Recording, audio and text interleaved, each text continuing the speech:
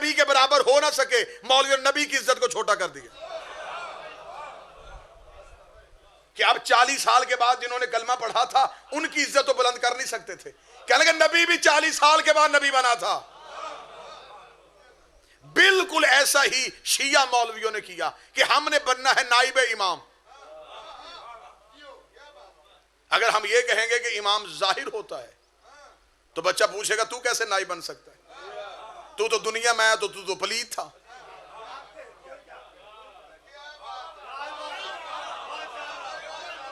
मैं जुर्रत के साथ मिंबर पे ये बातें कर रहा हूं, मुझे पता है ये मजलिस रिकॉर्ड होगी, बाद में इंटरनेट पे जाएगी और बहुत से दुश्मनाने विलायत अली को चुभेगी, तनकीद भी होगी, फतवा भी लगेगा, लेकिन मुझे किसी बात का डर नहीं है। और मैं पाकिस्तान के हर मिंबर पे कह रहा हूं शिया कौम भी रहम किया करे, सिर्फ चेहरों पे ना जाया करो, मेकअप पे ना जाया करो, ये ना कहा करो सरकार ये किबला है, ये नजफ से पढ़ के आए हैं, ये कौम से पढ़ के आए हैं, शैतान अरश से पढ़ के आया था।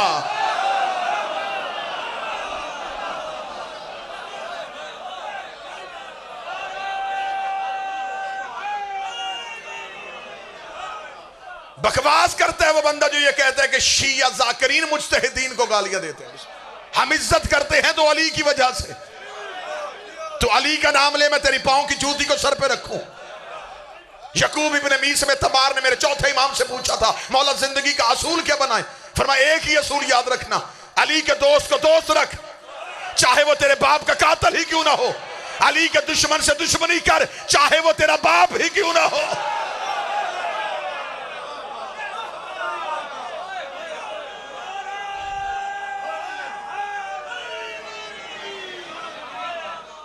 बड़ी ख्वाहिश है मौलवी की कि दीन में से अली को निकाले। अली ही दीन है।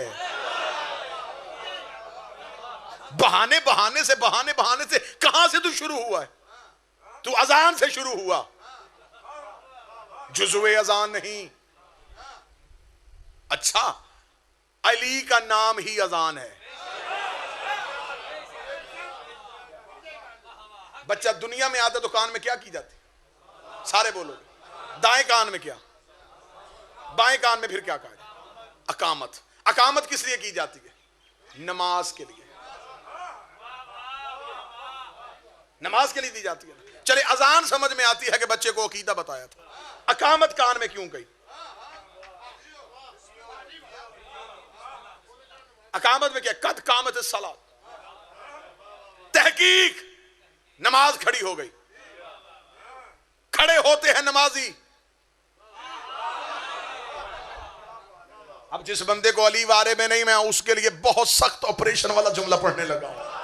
जुमला पढ़ने के बाद फिर अली भाई जो सा मैंने चेहरे देखने, जिस चेहरे पे उदासी होगी और अल्लाह करे वो चेहरा मेरी नजर में आ जाए, फिर अगली पूरी तकरीर उसी चेहरे की नजर हो जाएगी। मुझे इज्जत कुरान की कसम है। बंदे कहते हैं नमाज के लिए मुसल्ले पे मौलवी खड़ा होता है, पीछे खड़े होने वाला अकामत कहता है कद कामत सलात, तहकीक नमाज खड़ी हो गई, तहकीक सलात खड़ी हो गई। खड़े तो नमाजी हुए थे, नमाज का तो वजूद ही नहीं होता। कहा ना तो ये चाहिए था कि नमाजी खड़े हो गए। ये क्यों कहा जाता है कि नमाज खड़ी हो गई? नमाज का कोई वजूद है, नमाज का कोई जिस्म है? अगर तेरी समझ में ना आए फिर मैं तुझे किताबों से दिखाऊं ये पहली बार कब कहा गया था? जब मुसल्ले पे मोहम्मद था और पीछे आके अली खड़ा हुआ तो सलमान ने कहा कद कामत तो सलात, बेशक अली खड़े हो गए। अली ने फरमाया अना सलातुल मोमन, मैं मोमन की सलात हूं। अली ने फरमाया अना खैरुल अमल, खैरुल अमल से मुराद हमारी विलायत। मौलवी जनाजे की तकबीरें पढ़ता है, पीछे लोग खड़े होते हैं और मौलवी तकबीर में क्या पढ़ रहा होता है? और ये मौलवी की पुरानी आदत है, ये तनकीद करता है उर्दू में, अकीदा पढ़ता है अरबी में। बंदों की जुबान अरबी है नहीं, उन्हें समझ में आता नहीं। जनाजे की तकबीरें पढ़ता हुआ मौलवी कह रहा होता है मेरे मालिक हम गवाही देते हैं ला तालमु इल्ला खैर मान तालमु मिन्हु, मेरे मालिक ये जो सामने पड़ा है ना चारपाई पे, हमने इसमें सिवाय खैर के कुछ नहीं देखा। जनाजे की तकबीर में जुमला है हमने इसमें सिवाय खैर के कुछ नहीं देखा, बेशक वो सारी जिंदगी चोरी करता रहा। भाई जो जनाजा पढ़ने के लिए आए किस लिए आए? गवाही देने के लिए। और एक बात याद रखना, मेरे मौला का फरमान है, मौला फरमाते मेरे शिया हो मेरे दुश्मन के जनाजे पे ना जाना। बंदे समझते जी नमाज है जनाजा, जनाजा नमाज नहीं गवाही है। अल्लाह के हजूर गवाही देने जाते हो कि हम इसे अपनी दुनिया से भेज रहे, हम गवाही देते ये बंदा अच्छा था। झूठी गवाही दो तो 40 दिन नमाज कबूल नहीं होती। अली फरमाते मेरे दुश्मन के जनाजे पे ना जाना। अली फरमाते जनाजे पे जाना पड़ भी जाए दुआ ना करना, अगर मजबूरन हाथ उठाने पड़ भी जाए आमीन ना कहना। ऐसे ना हो तुम्हें आमीन कहना पड़ जाए, हमें बख्शना पड़ जाए।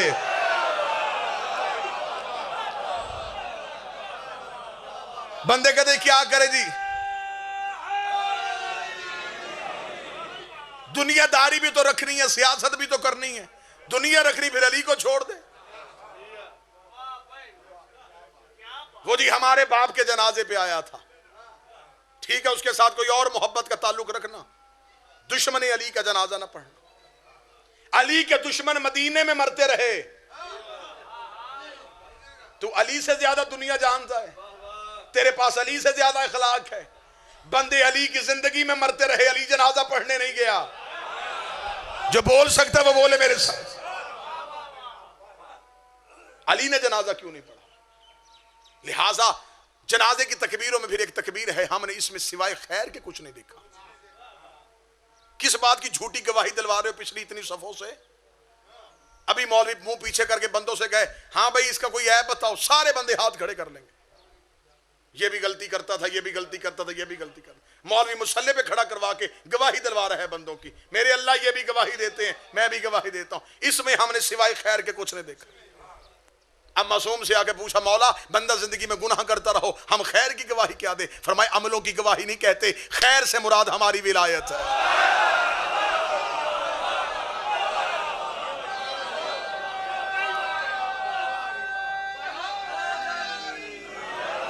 अब कब्र में जाके ये गवाही तुमने उसके जनाजे पे जाके देखनी। मेरे मालिक हमने इसमें सारी जिंदगी इसने अली वलीउल्लाह नहीं छोड़ा।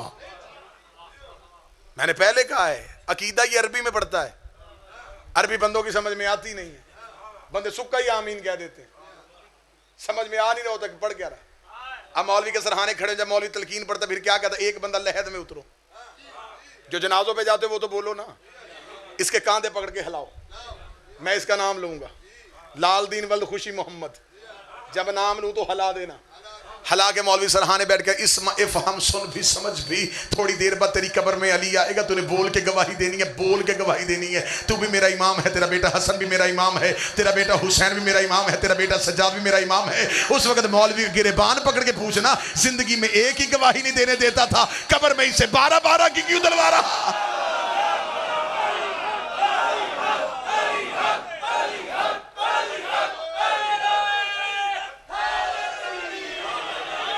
याद रखना गुजरात के मातमियों, अकीदे में कोई गुंजाइश नहीं है। अकीदा बेहतर कर लो,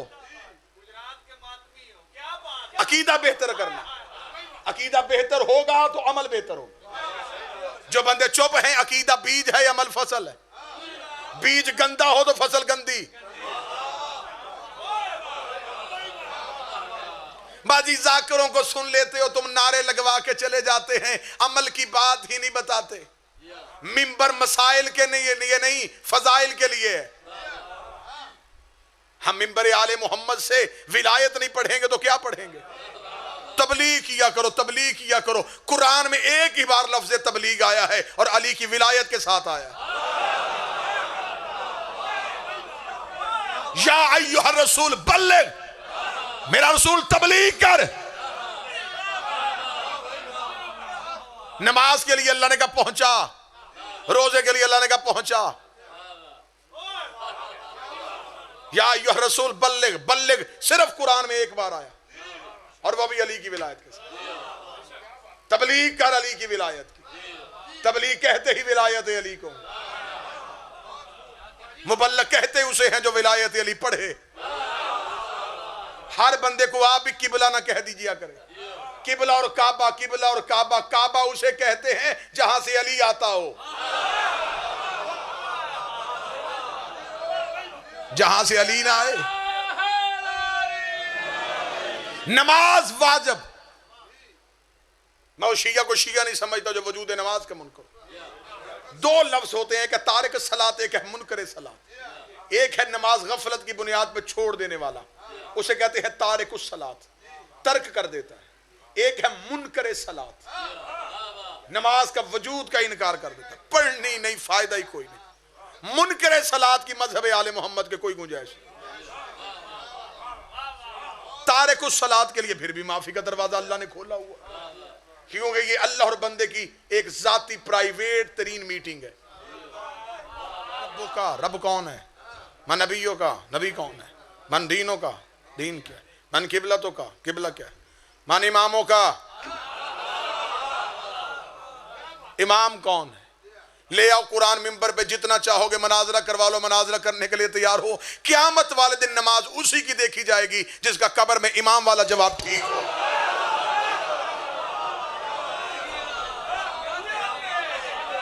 जिसका इमाम ठीक नहीं।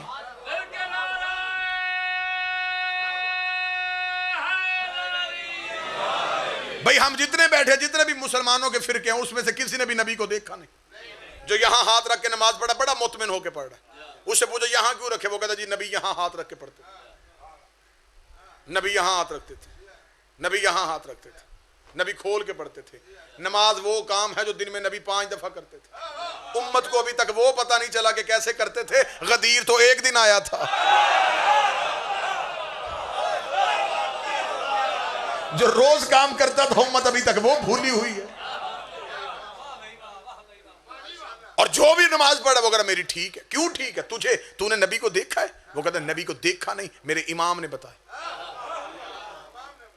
4 इमाम है दुनिया के, एक हमारा है जिससे हम शरीयत लेते हैं।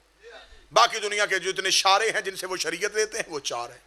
उनमें से किसी ने नबी को देखा नहीं, लेकिन वो कहते हैं जो इतने पक्के थे कि उनको पता है कि नबी क्या करते थे, लिहाजा हम उनसे शरीयत लेते। ठीक है, मुझे किसी के इमाम पे बहस करनी नहीं, किसी के इमाम पे मैं तनकीद क्यों करूं, मैं सिर्फ अपने इमाम की बात करता हूं।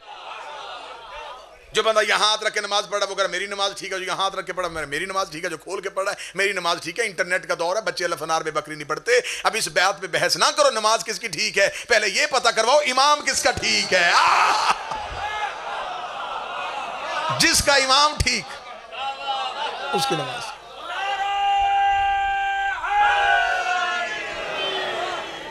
कब्र में पूछा जाएगा नौजवानों अकीदा, सिर्फ अकीदा, बस अकीदा। बंदा कहेगा जी अमाल, वो कहते अमाल वाली अभी किताब खुलनी नहीं, बंद, अभी सिर्फ अकीदा बता।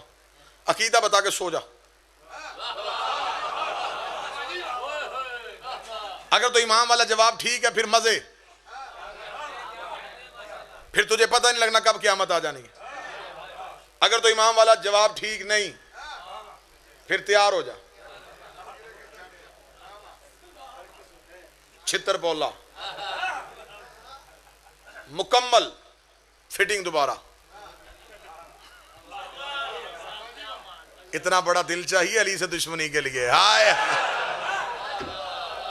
अकीदा पूछ। अब जो बंदे कहते अमाल, मैं पूरी जिम्मेदारी के साथ कहूं, अमल पीछे से भेजने की गुंजाइश भी है। जिस बात का मौलवी ज्यादा जोर दे रहा है ना वो पीछे से भी जा सकती है। बंदा खुद नमाज नहीं पढ़ सका, खुदा ने कहा कोई बात नहीं पढ़ सका, दफना दो, बड़ा बेटा पढ़ा करे। ये खुद चला गया, अकाउंट नहीं बंद हुआ। जो बोल सकता वो बोले, अकाउंट इसका खुला है, इसके नाम की नमाज पढ़ के इसके अकाउंट में जमा करवा दे। मैं अल्लाह बड़ा आदिल हूं। मौलवी साहब नमाज ऐसे हो सकती है? मौलवी साहब बोले ऐसे ही तो होती है। जाकरों की न्याज़े वारे में नहीं, जाकर इतनी न्याज लेते हैं, खुद पैसे लेके मौलवी नमाज पढ़ा, नमाज जा रहा उजरे दे के नमाज पढ़ा। पढ़ी मौलवी ने, सवाब आपको हुआ। रोजे आखिरी अयाम थे, ज़ईफ थे, बीमार थे, हॉस्पिटल में आखिरी दिन गुजरे, आखिरी महीने के रोजे नहीं रख सके। बेटा बड़ा परेशान है, काश बाप में सेहत होती, रमजान के आखिरी रोजे भी रख लेता। खुदा ने कहा गुंजाइश है, अकाउंट तो खुला है, तो किसी को रखवा, सवाब बाप को जाएगा। बाप दुनिया से चला गया, बाद में बेटे को अल्लाह ने पैसा दिया, उसकी बड़ी ख्वाहिश थी काश आज बाप जिंदा होता, मैं हज करवाता। खुदा ने कहा परेशान ना हो, अकाउंट खुला है, तो किसी को करवा, हज बदल, सवाब बाप को जाएगा। ले आओ कुरान मिंबर पे, गुजरात के 85 लोग बैठे हो, नमाज पीछे से पहुंच गई, रोजा पीछे से पहुंच गया, ज़कात पीछे से पहुंच गई, हज पीछे से पहुंच गया। अब बंदा परेशान हो गया था, हाय बाप अली वलीउल्लाह नहीं पढ़ता था, मुझे अल्लाह ने शऊर दे दिया है, अब मैंने अली वलीउल्लाह पढ़ना शुरू कर दिया है। मेरे मालिक, मैं अली वलीउल्लाह का सवाब पहुंचाना चाहता हूं। खुदा ने कहा अकीदे वाला अकाउंट बंद हो गया है।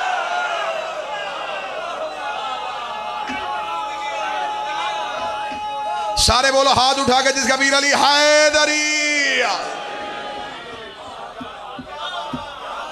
अकीदे वाला अकाउंट बंद, अली अपना अपना, अली अपना अपना। भाई जिस पे कोई समझौता ही नहीं, उस पे जोर नहीं, जो पीछे से भेजने की गुंजाइश है। इमाम अच्छा होना चाहिए, पीर अच्छा होना चाहिए, मुरीद गुनाहगार हो गुजारा हो जाता है, और जिसका पीर ही गुनाहगार हो। मैं कुरान से साबित करने के लिए तैयार हूं, गुनाहगार मुक्तदी हो और इमाम अच्छा हो, जन्नत में जा सकता है। इमाम बेहतर होना चाहिए। इसलिए खुदा ने क़यामत वाला सारा कॉन्सेप्ट ही तब्दील कर दिया। खुदा ने कहा क़यामत वाले दिन उम्मतें किस चक्कर में कि अमाल उठाएंगे और मेरे पास इतना है कि मैं इनके अमाल देखूंगा। खुदा ने कहा ना ना ना ना ना, उठ के आना कब्रों से, यौमन नदउ कुल्लु उनासिम बिइमामिहिम, फिर हम तुम्हें बुलाएंगे इमाम के नाम पे। फिर गुजरात वालों कितना अच्छा मंजर होगा जब क़यामत के मैदान में आवाज आएगी, अली वाले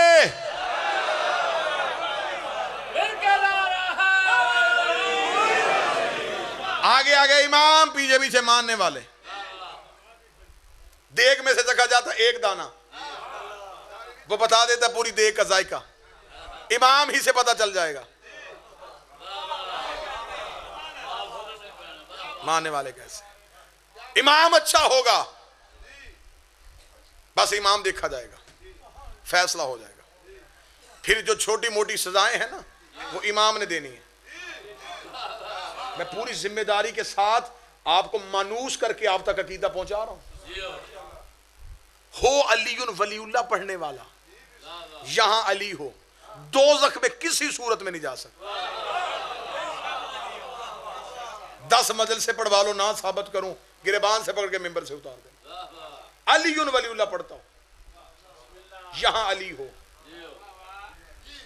दोज़ख की आग उसे छू नहीं सकती। नमाजी सबसे बड़ा हो, यहां अली ना हो।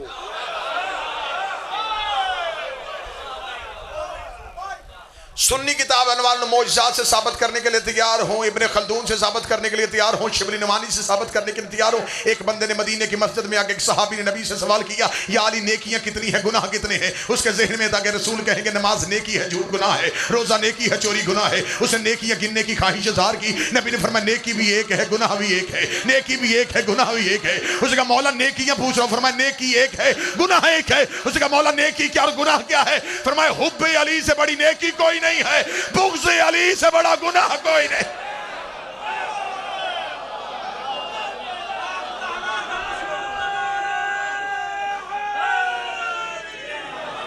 एक बंदे ने मेरे 8वें इमाम से पूछा, उसने कहा मौला हो आपका शिया और हो गुनाहगार, फिर इमाम ने फरमाया उसके रिस्क में कमी करते हैं। उसका और ज्यादा गुनाहगार हो, फरमाया बीमारी दे देते हैं। और ज्यादा गुनाहगार हो, फरमाया मोहताज कर देते।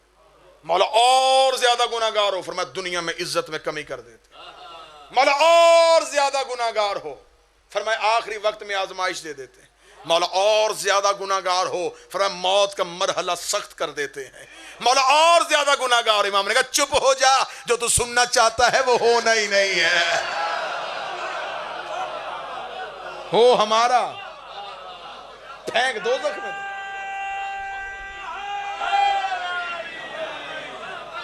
अल्लाह ने गड़ा खोदा हुआ दोज़ख वाला सिर्फ दुश्मनाने विलायत अली के लिए। बड़ी देर से दोज़ख तरस रही है कि आए दुश्मन अली मेरे पास। क्या कहने या अली तेरे दुश्मन का मुकद्दर, यहां भी जलना वहां भी जलना। यहां फजाइल सुन सुन के जली जा रहा है, वहां हकीकत दे के जल जाएगा। जलता है मुनाफिक तो धुआं तक नहीं उठता, हम आग लगाते हैं किसी और तरह से। हक के इमाम का नाम मूसा, बातिल के इमाम का नाम फिरौन। आगे मूसा, पीछे मूसा की कौम, पीछे फिरौन का लश्कर। किताबें कहती है मुट्ठी से बंदे मूसा ने बड़ी मिन्नतों के साथ मुसलमान किए थे। मुट्ठी भर बंदे अल्लाह की राह में लेके आया था मूसा। उन्हें गरीबों को, मस्कीन थे, छोटे छोटे कबीलों के लोग थे, बचा बचा के रखता था फिरौन से। लाडली बड़ी थी कौम, घर में खाना पकाते हुए कोई नहीं थे। उन्हें मूसा कहा अल्लाह से तेरे को मानेंगे, रोजी का इंतजाम करवा।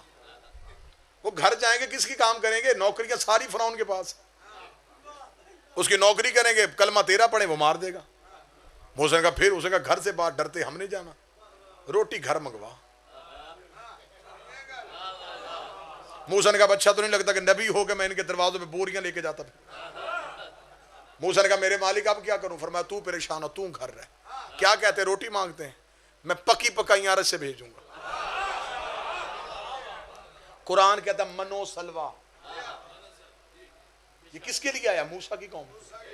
खाना जन्नत से आता था, अल्लाह जन्नत से भेजता था मूसा की कौम के लिए खाना, क्योंकि इमाम अच्छा था इनका। अब सर हिलेगा तो मुझे दुख होगा, जिनका इमाम अच्छा हो उनके लंगर अरश से ही आते हैं। मुझे यहाँ पे जुमला याद आ गया, किबला मुबल्लिग आज़म मौलाना इस्माइल आला मकाम होगा। मौलाना इस्माइल साहब एक जगह पे मुनाज़रा करते, मुनाज़रे पे सामने एक मौलवी बैठा था। मौलवी ने कहा मौलवी इस्माइल देख तुम ये शिया जो बात करते हो गली के लिए, ओहद के मैदान में अरश से तलवार आई थी। मौलवी अकल तस्लीम करती है, तलवार बनती है लोहा गर्म करने से। अब उसने पंजाबी जुबान में कहा, उसने कहा अल्लाह पाक कोई अरशां ते पट्टियां लाइयां सा कि वहां लोहा गर्म हो रहा तो तलवारें बन रही थी। चल छोड़, शियों को पागल बनाया कर, हमें बात बतानी है तो किसी दलील के साथ बता। जन्नत से तलवार है, अरश से तलवार आई, अरश से तलवार कैसे आ सकती है? वहां तलवारें बनती हैं। मौलवी इस्माइल ने एक लम्हा देर नहीं किया, मौलवी साहब हाफिज हैं? उसने कहा बेशक। पढ़ा है कुरान? उसने कहा बेशक। ये लिखा है कि मूसा की कौम करके जन्नत से खाने आते थे? हाँ जी, अरश से खाने आते थे। फरमाया जहां देगे पक सकती हैं, आधा किलो लोहा गर्म नहीं हो सकता।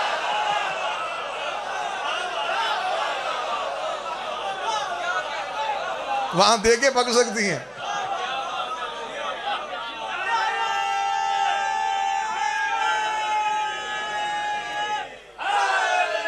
आगे आगे मूसा, पीछे मूसा की कौम। बस खत्म करूं, मूसा की कौम, मूसा बचा के ले गया। आगे आगे दरिया, दरिया का आना था। मूसा की कौम ने दरिया देखा, कुरान ने पूरा वाकया लिखा है। आगे दरिया, पीछे फिरौन। मूसा की कौम ने कहा मरवा दिया मूसा तूने, आगे भी मौत, आगे जाए दरिया में गिरे, पीछे जाए फिरौन मारे। मुंह आसमान की तरफ, मेरे मालिक अब कैसे बचाऊं? फिर मूसा परेशान ना हो, मैंने तुझे असा मुझसे में दिया। मूसा ने असा मारा दरिया पे, कुरान कहता दरिया में रास्ता बन गया। रास्ता बनना था, पहले कबीले कौम में 12 थी, सब ने एक दूसरे का गिरेबान पकड़ गया। नहीं पहले हम, दूसरे का नहीं नहीं पहले कलमा मैंने पढ़ा था, पहले मैं। तीसरे का ना ना ना ज्यादा मोहब्बत मेरी है मूसा के साथ, पहले मैं। अब मूसा देख रहा रास्ता बना हुआ और वो लड़ गए 12, रास्ते बन गए 12, रास्ते बन गए 12। आप चुप हो गए, हदायत के रास्ते होते ही 12 है, नजात के रास्ते होते ही 12 है। रख मौलवी के सर पे कुरान। अल्लाह ने एक मासूम को इतनी ताकत दी है, एक मासूम को इतनी ताकत दी है कि वो 12 कौमें पार करवा सकता है। 12 मासूमों में इतनी ताकत नहीं कि वो एक कौम को पार करवा ले। उस एक ने 12 पार करवा दिए। मूसा लेके गुजर गया, फिरौन भी पीछे उसी रास्ते से। जब फिरौन उसी रास्ते से आया तो मूसा ने पीछे मुड़ के देखा तो फिरौन भी आ रहा है। मूसा ने कहा मेरे मालिक मोजज़ा मेरे लिए होना चाहिए था, ये क्यों आया है? फरमाया तू अपने लेके निकल। तो मेरे मालिक ये पीछे दरिया के उस किनारे पे, फिर ये पीछे आ जाएगा। फरमाया तू परेशान हो, तू अपने बचा, इन्हें जरा अंदर आने दे, इन्हें अंदर आने दे। मेरे मालिक फिरौन आ गया है। फरमाया मैंने सिर्फ फिरौन नहीं मारना, आखिरी फिरौनी भी मारना है। बात ज़हन में है, इमाम अच्छा हो तो पार, इमाम बुरा हो तो गरक। मूसा अपने बचा के निकल गया। कुरान कहता मूसा का आखिरी दरिया से पांव निकाल रहा था, फरौन का आखिरी दरिया पे पांव रख रहा था। अल्लाह कुरान में कहता है मैंने उस दिन नील की लहरों पे वही की थी कि तेरा सिर्फ एक ही काम है, मूसा वालों को छेड़ना नहीं है, फरौन वालों को छोड़ना नहीं है। मूसा वालों को छेड़ना नहीं है, फरौन वालों को छोड़ना नहीं है। अल्लाह जाने कौन सा हाथ है जो कशकोल बन के अमीरुल मोमिनीन की दहलीज से जुमले पे खरात ले लेगा। इसका मतलब है मेरा अकीदा है, मेरा ईमान है। इस बात पे कुरान ने साबित कर दिया है अगर वही पानी पे हो सकती है तो वही आग पे भी हो सकती है। अल्लाह क़यामत वाले दिन दोज़ख की आग में वही कर देगा। अली वालों को छेड़ना नहीं है, अली के दुश्मनों को छोड़ना नहीं। सारे गर्क। इमाम बुरा था, हत्ता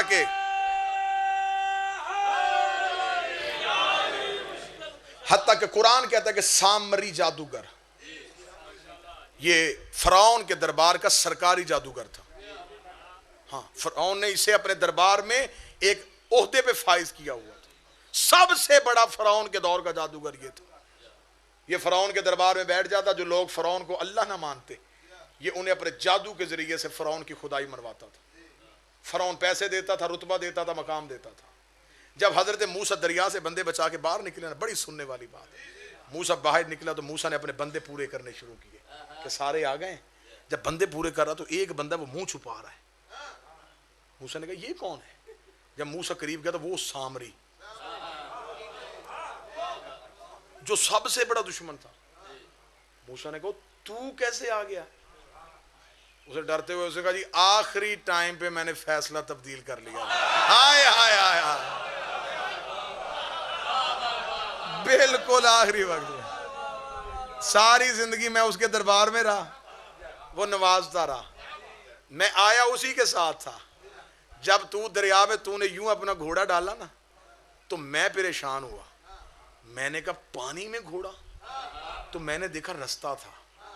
एंड टाइम पे मैंने फैसला तब्दील कर लिया। मैंने वहीं खड़े होकर माफी मांगी, उस पे की लानत।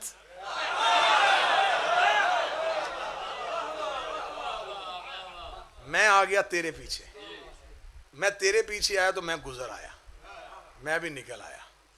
मूसा ने मुंह आसमान, मेरे अल्लाह ये क्यों बच गया? फरमाया ये नहीं बचा, इमाम अच्छा था। कोई बात समझ आ रही है या नहीं आ रही? इमाम बेहतर था। फिर इसने मूसा के साथ फिर मुनाफकत की। हजरत मूसा चले गए कोहे तूर पे 40 दिन के लिए। इसने पीछे से क्या काम किया? इसने सोना इकट्ठा करके पिघलाया, इसने बछड़ा बनाया और ये बछड़े को इशारा करता, बछड़ा बोलता। इसने लोग इकट्ठे किए जो मूसा के उम्मती थे, वो सारे इसको मानने शुरू हो गए कि ये भी हमारे जैसा ही है। उसने कहा मेरी बात सुनो, उसका अल्लाह तो नजर नहीं आता और तुम सजदा करते हो। ये देखो मैंने, ये सामने, बात करो, ये तुमसे बात करेगा। अब इतना शऊर तो उनके पास था ही नहीं, फरौन के दौर के लोग थे। उन्होंने फौरन कहा, उसने कहा फिर इसका मतलब क्या? उसने कहा इसे सजदा करो। उन्होंने उसे सजदा करना शुरू कर दिया। जनाब मूसा कोहे तूर से वापस आए, जनाब हारून से पूछा उम्मत? उसने कहा कौन सी उम्मत? कुरान में पूरा वाक़या लिखा है कि हजरत मूसा जलाल में आए और कुरान कहता है जनाब हारून पे लपके कि तूने मेरे बाद उम्मत के साथ क्या सलूक किया? फरमाया मैंने नहीं किया। वो जो सामरी जिसे बचाया था ना, या मेरे बादशाह हुसैन, एक बंदा बोल पड़े लेकिन इस जुमले पे बोल पड़े। ये शुरू से आदत है, जिन्हें नबी बचा लेते हैं ये बाद में नबियों के मुकाबले पे आ जाते हैं। आए हाय, जिन्हें नबी बचाते हैं ये बाद में उसी नबी से दुश्मनी करते हैं, जो पत्थर मारते हैं। अच्छा तो ये सामरी का काम है? हारून ने कहा जी जनाब सामरी का। ये उस अब अल्लाह को बता, ये जिसको बचाया था ना, ये सजदे वो करवा रहा है। मूसा बड़ा जलाल वाला नबी था। अल्लाह के नबियों में मूसा गज़बान का इसे अल्लाह ने गज़ब वाला मूसा, इतना जलाल वाला नबी था। जलाल में मूसा ने असा पकड़ा, दौड़ा सामरी के घर की तरफ। जब सामरी के दरवाजे पे मूसा को देखा तो सामरी क्या कांपने। कसूर उम्मत का है, क्यों किया इन्होंने सजदा? मूसा ने डंडे के साथ उसे पूछा कि मूसा ने कहा तू पीछे हट, बछड़ा दिखा, वो सामने लाना जिसे तू सजदा करवा रहा है वो ला। उसने कहा मूसा तू करना क्या चाहता है? मूसा ने कहा दिखा मुझे, बछड़ा दिखा। ये गया, इसने वो कपड़ा उठाया, वो सोने का बछड़ा, मूसा के सामने बेजान खड़ा कर दिया। अब हजरत मूसा ने ये क्यों किया? इसलिए मूसा को पता था कि ये है जादूगर, ये जादू के जरिए इसे बुलवाता है। मूसा को पता था कि ये मेरे सामने जादू कर नहीं सकता, क्योंकि नबियों के आगे जादू नहीं होता। ये बात याद रखिएगा, जादूगर जादू के जरिए से चीज को तब्दील नहीं करता, देखने वाले की आंखों को कंट्रोल करता है। वो दिमाग को इस तरह कंट्रोल कर लेता है कि जो वो चाहता है देखने वाले को वो चीज वैसी नजर आती है। आपने देखा नहीं होता, लारी अड्डे पे बंदे खड़े होते हैं, बस जी इस डब्बे से पता नहीं अब क्या निकलने वाला, पता बाद में निकला डब्बे से कुछ नहीं निकला, जेब से बटुआ निकल गया। वो सब कुछ क्यों करते हैं? वो इसलिए करते हैं कि उनके पास एक शोभता बाजी है, वो जकड़ लेते हैं देखने वाले को। बिल्कुल यही शोभता बाजी। मूसा ने कहा तू दिखा, वो सामने आ गया। मूसा ने कहा बुला इसे, बुला। मूसा को पता था अगर हुआ ये जादू तो ये नहीं बोलेगा, क्योंकि मेरी आंखों पे जादू होना नहीं। मूसा छोटा नबी है, हमारा नबी सरदार है। छोटे के सामने जादू नहीं होता और बड़े के ऊपर जादू हो जाता है। ये बात आम हुई है, जादू जी जादू तो नबियों पे भी हो गए थे। नबी की जात में जादू नहीं होता, जादू है शैतान का बहाना। नबी है अल्लाह की दी हुई ताकत, और अल्लाह की हुज्जत पे शैतान का बहाना नहीं चलता। इस मौजू पे नहीं जाना, इस बात पे फिर कभी बहस होगी। मूसा ने कहा बुला इसे, उसने कहा बुलाऊं? मूसा ने कहा बुला। उसने किया इशारा, बछड़ा बोल पड़ा। जब बछड़ा बोला, कुरान कहता अब मूसा परेशान हुआ। मूसा ने करीब आके कहा देख सामरी, सिर्फ मुझे इतना बता, फमा खतबकुम या सामरिया, सामरी मुझे सिर्फ इतना बता ये बोला कैसे? नबी महवे हैरत हो गया, नबी हैरान हो गया। नबी ने कहा फमा खतबकुम या सामरिया, कुरान, सामरी मुझे सिर्फ इतना बता ये कैसे बोला है? सामरी ने कहा मैं बताऊं? बता। जान की अमान पाऊं तो अर्ज करूं? हाँ बता। जब तू दरिया में रास्ता बना के जा रहा था, मैं तेरे पीछे आ गया था, मैं जादूगर था। मैंने ज़हन में सोचा ये दरिया में रास्ता कैसे बन गया। रात अंधेरी थी, मैंने तेरे आगे होके देखा, तेरे आगे भी घोड़े पे कोई था। कोई बंदा तो हो जो मेहनत पे बोले। पूरी तकरीर का मैं नतीजा दे देने लगा हूं, पूरी तकरीर का नतीजा देने लगा हूं। कुरान ना हो मैं गर्दन कटवाऊंगा। उसने कहा तेरे आगे भी घोड़े पे एक जवान था, तेरे आगे भी घोड़े पे जवान था। जैसे मैं फरौन को छोड़ के तेरे पीछे आया था ना, वैसे मैं तुझे छोड़ के उसके पीछे चला गया। आए अशरीनों से पूछा ये कौन था जो मूसा की आगे था? उसने कहा ये वही था जो नबियों का हाजत रवा है, जो नबियों का मुश्किल कुशा है। ये हैदर करार था। सुन्नियों ने कहा नहीं नहीं, ये अली इब्ने अबी तालिब नहीं थे, ये जनाब जबरील थे जो अल्लाह के हुक्म के साथ मूसा को रास्ता दिखा रहे थे। चल मैं सुन्नी भाइयों की मान लेता हूं, ये जबरील थे। मुझे बता जबरील है कौन? जबरील है अली का नौकर, जबरील है हसनैन का शागिर्द, जबरील है ज़हरा के बेटों का दर्जी। गैरत कर, जिसके नौकर के घोड़े के सुम में इतनी ताकत है, उसके बेटे के जुलजना में कितनी ताकत।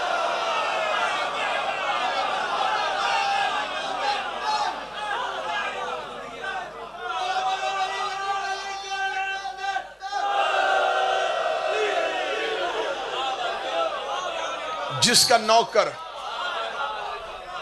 जिस घोड़े पे बैठ जाए, उस घोड़े में इतनी ताकत आ जाए।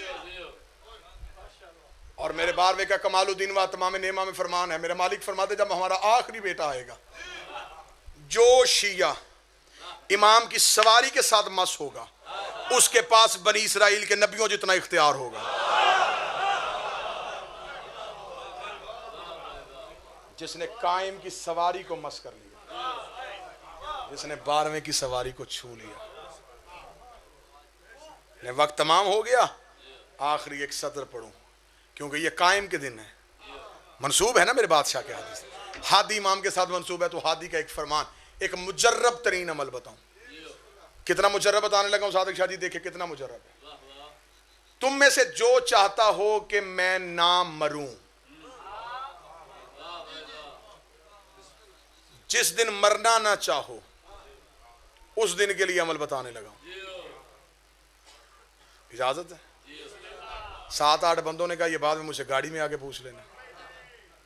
कितना बड़ा अमल मैं बताने लगा हूं कि मौत से बचने का। अगर मैं यहीं पे माइक पे ऐलान करता ना, जो साहब के एक हकीम है, सरगोदा होता है तो वो एक दवाई देता है, बंदा मरता नहीं। बंदों ने मुझे वहां तक नहीं जाने देना था।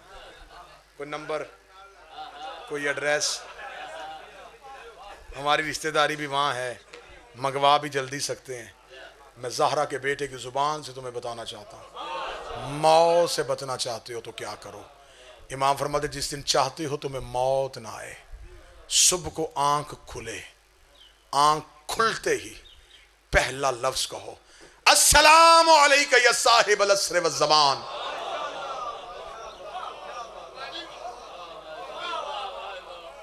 अब बंदे परेशान हो गए कि सलाम किया और मौत से कैसे बच गए। सलाम कहना है सुन्नत, जवाब देना है वाजिब। तुम सलाम करोगे, ज़हरा का बेटा नरजस का चांद तुझे जवाब देगा, और जब इमाम कहे सलामती हो, फिर मौत कैसे आ सकती है? मौत नहीं आएगी। 12वें से जुड़ के रहना, कायम से तवस्सुल में रहना। जिस शहर का एक बंदा, जिस गांव का बंदा, जिसके घर का खानदान का रिश्तेदार हुकूमत में चला जाए, वो बंदा पांव जमीन पे नहीं रखता। वो बंदा कहता अब काम करवाएंगे, अब हमारी हुकूमत आई है। जो काम किसी ने करवाना मुझे बताए, हुकूमत हमारी है। तुम्हें किसी के दरवाजे पे जाने की क्या जरूरत है? तुम जिसके नौकर हो उसकी कायनात पे हुकूमत है। हो पढ़े अलीउन वलीउल्लाह और बैठा हो किसी एमएनए के दरवाजे,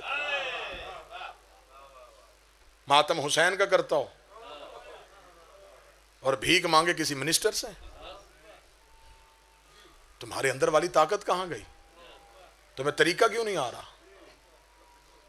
क्यों डॉक्टरों के हॉस्पिटलों के बाहर लंबी लंबी लाइनें लगी हैं? वो उनकी लाइनें हैं जिनका देने वाला कोई नहीं। मेरा बादशाह फरमाता है कि मैं शियों से मिलता हूं, मुझे पहचानता कोई नहीं है। एक बंदे ने तौकील लिखी और तौकील में पूछा मौला आप कब मिलते हैं? फरमाया जब तुम रोते रोते चुप हो जाते हो, तुम्हें पता है तुम्हें चुप कौन करवाता है? 12वें का लफ्ज ना हो मैं तेरा मुजरिम। मेरा इमाम फरमाता है मेरे शियो, मैं तुम्हारे रुखसार से आंसू अपने हाथों से साफ कर।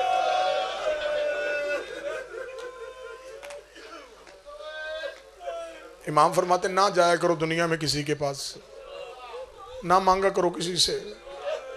मुझे शर्म आती है कि तुम मेरे और किसी से मांग रहे हो। तुम ये भी मांगते हो कि मैं जिंदा हूं, हाजिर हूं, मौजूद हूं, तुम्हें देख रहा हूं। इतना कर लिया करो। रात को सोते वक्त मासूम का फरमान है, बादशाह का 12वें का, मौला फरमाते सोने से पहले मुझसे सरगोशियां किया करो। सरगोशी करना क्या? चुपके चुपके बातें किया करो। जब सारे सो जाएं तकिए पे सर रख के मुझे अपने दर्द बताया करो। मौला मुझे ये भी तकलीफ है, मौला मुझे ये भी हाजत है। इमाम कहते तू एक बार मुझसे इस तरह मांग तो सही। सुबह का सूरज निकलने से पहले तेरी मुश्किलें हल ना करो, मुझे नरजस का लाल ना कहना।